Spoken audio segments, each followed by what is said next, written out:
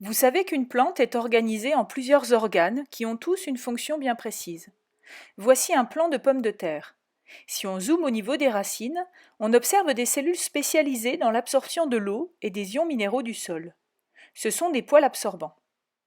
En effet, ces cellules sont très allongées, ce qui leur permet d'avoir une grande surface avec la solution du sol et ainsi d'optimiser l'absorption des ions et de l'eau.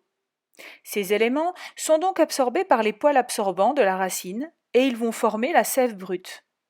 Cette sève circule dans des vaisseaux des racines, puis des tiges et enfin des feuilles.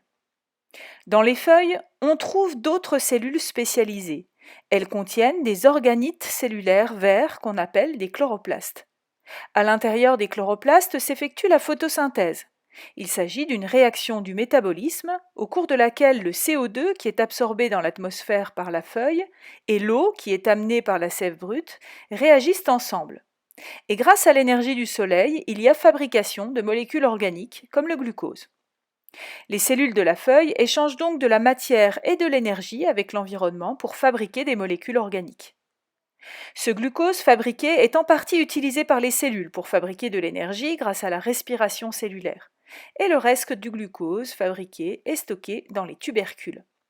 Les tubercules de pommes de terre sont formés par l'extrémité d'une tige souterraine. Ils grossissent en accumulant des réserves à partir des substances fabriquées par la photosynthèse au niveau des feuilles. Observons les cellules de pommes de terre au microscope.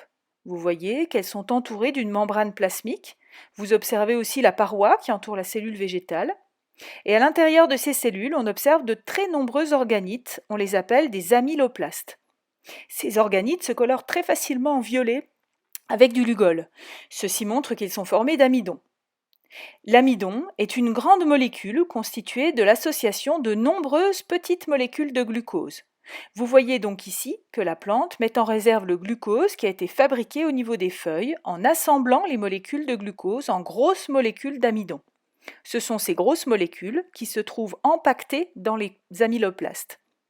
Mais comment se fait cette transformation de simples molécules de glucose en grosses molécules complexes d'amidon? Eh bien, c'est ce que nous verrons lors du prochain cours.